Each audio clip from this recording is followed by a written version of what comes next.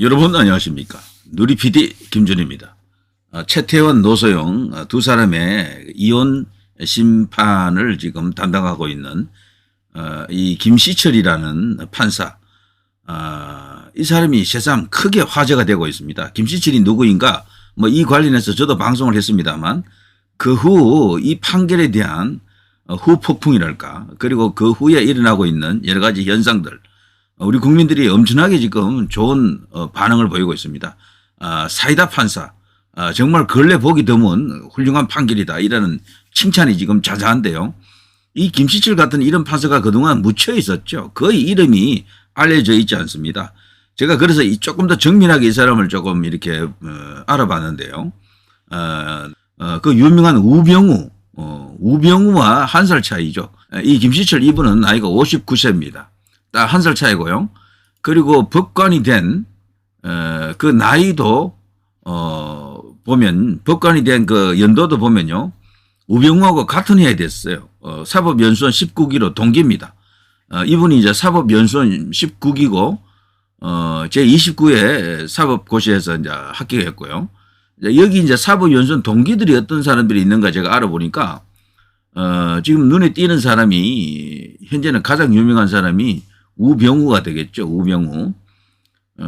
그 밖에 김소영, 이 김소영은 전 대한민국 대법관이죠. 지금은 퇴임했죠.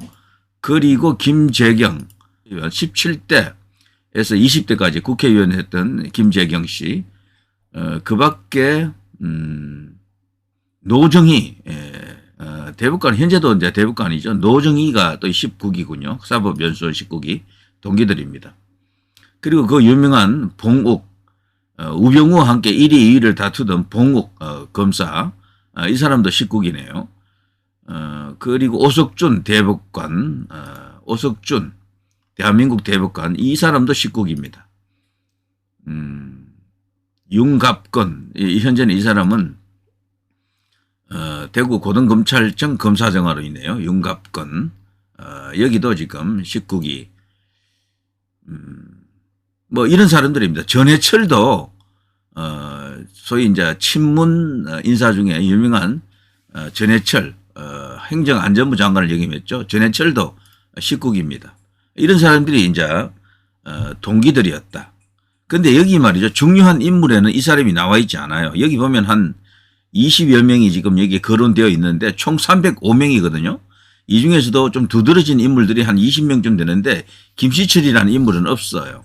그러니까 이분이 그동안 뭐 크게 알려지지 않고 조용히 법관 생활을 했다라고 볼 수 있죠. 나이가 상당히 있는 거죠. 59세면은. 우병우보다도 오히려 선배고, 그러면서 이제 우병우하고 같은 해에 사법고시가 됐으니까요. 이 사람도 굉장히 일찍 된 거죠. 한 살 차이거든요. 우병우가 소년 뭐 등과 이런 말이 있습니다만 대학교 4학년 때 됐죠. 당시 전국 최연소. 그리고 이 사람 같은 경우는 대학교 마치자마자 바로 됐던 거죠. 이분도 굉장히 뛰어난 분입니다. 서울대 법대 출신이고요. 사법학과, 공법학과 중에서도 사법학과 졸업했죠. 그러니까 성적이 좋은 사람들이 저 사법학과 쪽으로 많이 가죠. 공법학과가 조금 약간 떨어진다 그러죠. 물론 뭐 큰 차이는 없습니다만 그런 어떤 그 경향을 보이고 있었다. 이런 사람이 뒤늦게 이렇게 발굴된 게 저는 굉장히 좀 다행스럽다고 생각하는데요. 이 사람은 서울 광성고등학교 나왔고요. 서울대 법학과를 졸업했고, 제가 말씀드린 것처럼 1987년 제29회 사법시험 합격했고, 사법연수원 19기 쭉 보면은 서울 형사지법 판사를 시작으로 서울 민사지법, 서울 가정법원을 거쳐 대전지법 홍성지원장, 대법원 재판연구관, 서울중앙지법 부장판사, 사법연수원 수석교수 등을 쭉 이래 지냈는데요. 소위 말해서 스포트라이트를 받는 화려한 자리에는 간 적이 없는 그런 인물입니다. 실력은 있고 소신도 있고 여러 가지 어떤 판사 자질이 충분함에도 불구하고 그동안 낙점을 받지 못한 불운의 인물이었을 수도 있겠습니다. 어떻게 보면은. 원래 우리 이제 조직 사회에서 두드러진 인물이 있지만, 실력이 있지만 두드러지지 못하는 사람들도 항상 존재하죠. 자, 이분은요, 평소 법리에 따라 결론을 내리는 법관으로 정평이 나 있는데요. 양성태 전 대법원장의 사법행정권 남용 의혹 사건 1심 재판에서는 정인으로 출석했어요. 검찰이 압수한 이메일들은 위법하게 수집돼 이를 전제로 정인 신문을 시도하는 것은 위법하다라고 하면서 정언을 거부하게 됐습니다. 그러니까 문재인 김명수 체제에 도전했던 인물이다 이렇게 볼 수가 있는 거죠. 이런 인물이 그동안 왜 노출이 되지 않았느냐 참 안타까운데 지금 조희대 이분도 뭐 나름대로 이제 기대를 할 수가 있겠지만 사실 처음에 생각했던 것만큼 기대했던 만큼은 아닌 것 같다라고 생각하는 사람들이 많이 있죠. 어때요? 이런 분들이 큰 역할을 할 수 있으면 좋지 않습니까? 나이도 지금 상당하고 경력도 지금 충분히 갖춘 것 같은데요. 그러니까 법원장을 아직 한 번도 못했다라는 게 정말 뜻밖입니다. 근데 이분에요. 이 이제 김시철 이제 부장판사의 집안이 정말 새삼 또 화제가 되고 있는데요. 그야말로 법조 집안이네요. 이 가문은요, 아버지와 형 그리고 아들 등 3대가 내리 이제 법조인들입니다. 김 부장판사의 아버지는 소비자 권익보호활동사에 큰 업적을 남긴 고 김동환 변호사라고 합니다. 김동환 변호사. 그리고요, 김 부장판사의 아들 김정석이라고 있는데요. 변호사 시험 12회 합격자고요. 그래서 현재는 변호사고요. 법무법인 세종 소속이라고 하네요. 그리고 김 부장판사의 형은 김시현이라고 원래 63세. 여기는 사법연수원 14기입니다. 여기도 굉장히 사법고시 일찍 퇴소했습니다. 그러니까 집안 자체가 아주 머리가 뛰어난 공부머리가 아주 있는 그런 집안이다라고 볼 수밖에 없죠. 여기도 뭐 20대 중반에 사법고시 패스했네요. 그 형도. 그리고 이 김시현, 그 형 김시현 변호사의 딸은 김현정이라고요. 여기는 변호사 시험 9회 합격자로서요. 김현장 법률사무소 변호사라고 합니다. 집안 전체가 온통 법률가들이에요. 변호사들이 덜덜합니다. 자, 아무튼 이 김 부장판사는 이번 사건을 최태원, 노소영 이 사건을 심리하는 과정에서 부친상, 빙부상을 당한 것으로 또 알려져 있습니다.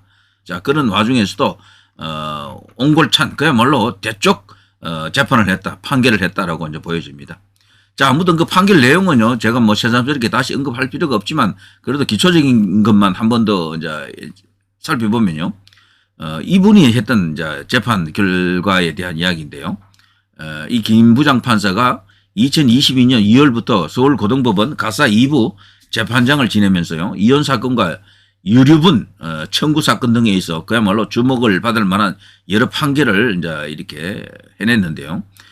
특히 지난해 6월 가사 2부에 있을 때는 이혼소송 항소심에서 유책 배우자가 상대방에게 2억 원의 위자료를 지급해야 한다고 판결했는데 당시 이제 법조계에서는 상당히 이례적인 판결이라는 평가를 했었죠. 위자료 액수가 통상 3천만 원을 넘는 경우가 거의 드물다라고 합니다. 이런 어떤 판결의 원칙이 최태원 노소영 이 재판에도 그대로 적용이 된 겁니다. 특히 이분은 부부 사이에 서로 이제 도덕성이랄까 윤리관 그리고 부부 사이에 서로 지켜야 될 여러 가지 어떤 그런 뭐 원칙 같은 게 있지 않겠습니까? 그런 것을 엄히 물었다라고 이제 그 책임을 특히 유책 책임이 이제 최태원에게 있으니까요. 바람을 핀 건 최태원 아닙니까? 바람 핀 정도가 아니고 아예 그냥 완전 가정을 붕괴시킨 것이죠. 이것은 우리나라의 헌법적 어떤 정신에도 맞지 않고 자신의 어떤 그 재판 철학하고도 이게 완전히 그냥 상치되는 그런 것이었다. 그러면서 꾸짖는 재판을 한 겁니다. 그러면서요 계속해서 최태원 회장에게 뭐 준엄한 어떤 그런 징벌적 그런 재판을 진행했던 것이죠. 무려 20여 차례, 20차례 정도 성명을 요구했다 그러죠.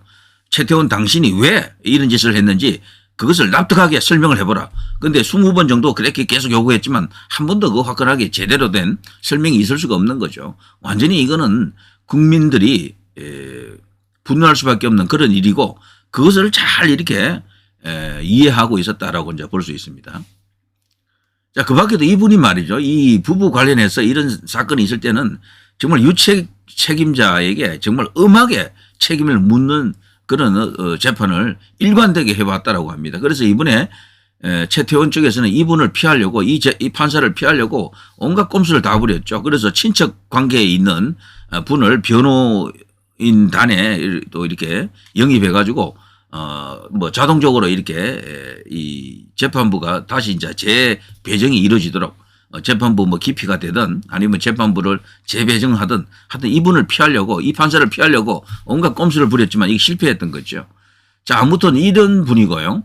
근데 이런 어떤 화끈한 판결, 그야말로 이제 이 엄청난 어떤 재산 분할이 지금 이루어졌죠. 대한민국 역사상 가장 큰 재판 분할이라 그러죠. 1조 3천억이 넘는 엄청난 돈입니다. 거기다가 정여세도 붙을 것이고 뭐 그 밖에 다른 여러 가지 어떤 부대 비용이 또 발생한다 그래요. 또 뭐 자칫하면 하루에 이자만 해도 또 뭐 억대가 뭐 떨어지고 뭐 하여튼 3중 4중으로 고통을 당하게 된다고 합니다. 최태원은요. 이로써 최태원이 주식으로서 또 이렇게 갈라야 되기 때문에 자신의 어떤 그 경영권, 지배권 이런 것들도 위협을 받을 수가 있겠죠. 그래서 지금 최씨 일가라고 할 수 있겠죠. 그들이 지금 완전 발칵 뒤집어진 상황이다. 이렇게 볼 수 있겠습니다. 자, 어쨌거나 노소영 측의 완성이다. 이제 이렇게 보고요. 대법원에서는 통상 1심, 2심이 다를 경우에 2심 손을 많이 들어줍니다. 1심 손을 들어주는 경우도 극히 드물게 있긴 해도 거의 없어요. 그래서 사실상 굳었다라고 보는 게 맞는데 그리고 지금 대부분의 이제 구성을 보더라도 더더욱 그렇고요. 자, 이런 판결에 대해서 그 후에도 지금 우리 국민들이 생각하고 있는 것들 이런 것들이 지금 여기 이제 속속 이제 그 소위 인터넷 공간에서 댓글 같은 걸 읽어보면 답이 나오거든요. 자, 정말 제대로 된 판사 모처럼 본다. 나이스다. 정말 사이다 판결이다. 국가와 민족, 회사, 가정, 아이들에게까지 멍멍이 망신이요. SK 최태원 회장 조강지처를 그렇게 버리고 처번 고귀한 사람이라고 은근히 칭찬하고 어이구 그냥 어요이 멍텅구리 이런 거 있고요. 자, 공인이면 어차피 헤어질 수밖에 없었다면 법원까지 갈 것이 아니라 조용히 합의해 해결했어야지. 요즘 삼성 이겨보자고 대한민국이 꽉 잡고 있는 메모리 반도체까지 TSMC와 밀당한다지. 지금 SK가 지금 사실 이 메모리 반도체 분야에서 삼성을 잡아먹으려고 난리를 치고 있습니다. 상당한 성과도 있고요. 그 과정에는 여러 가지 복잡한 사정들이 있는데 삼성이 이제 실수한 것도 있는데 어쨌거나 지금 SK가 지금 그동안 좌파 정부하고 굉장히 유착된 그런 측면도 있었죠. LG도 그런 측면이 있었고요.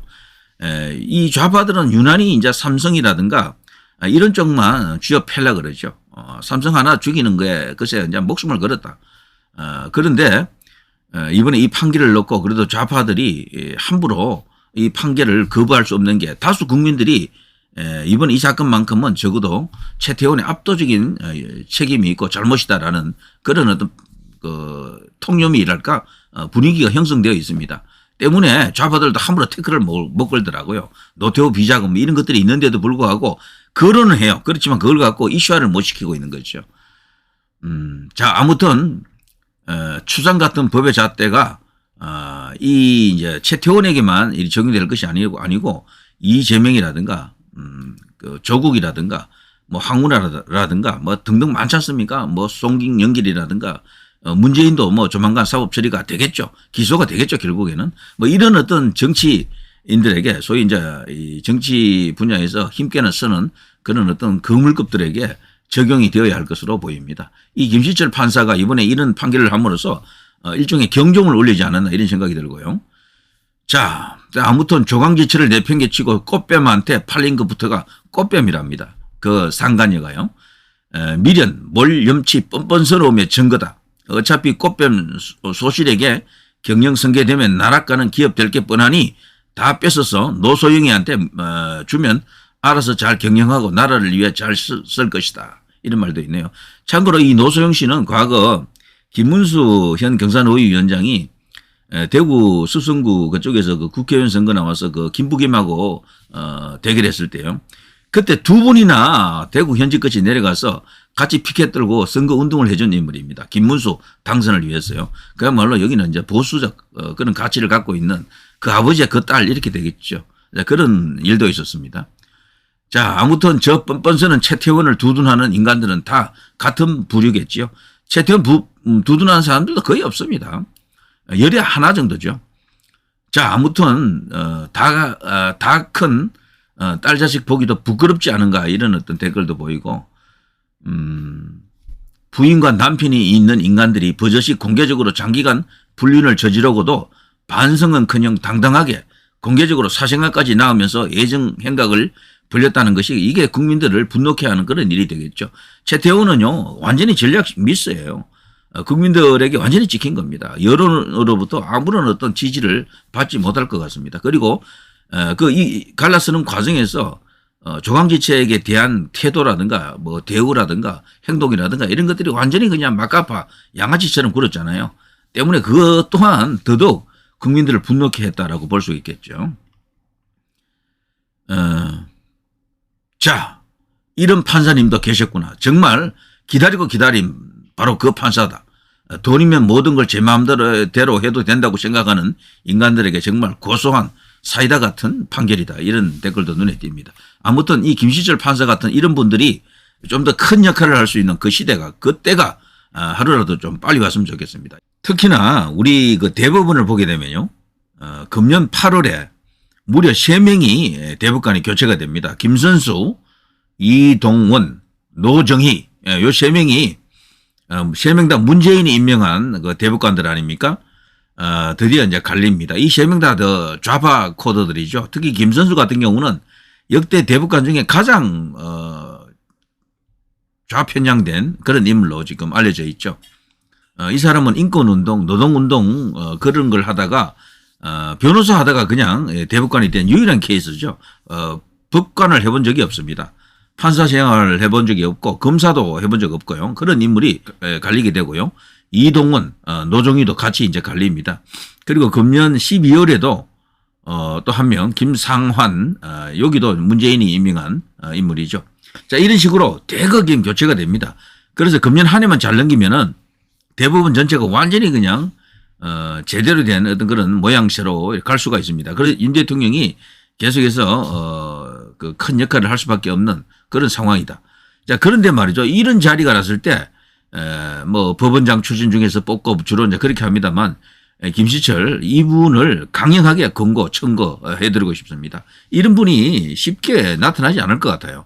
그야말로 소신과 강단, 그야말로 또 법적 어떤 정의관을 뚜렷이 갖고 있고 좌파 쪽으로 치우쳐지지 않은 정말 훌륭한 판사라고 생각합니다. 충분한 경력과 여러 가지 어떤 자질을 갖춘 그런 훌륭한 법관이 아닌가 이런 생각이 드네요. 누리 PD 김준희였습니다.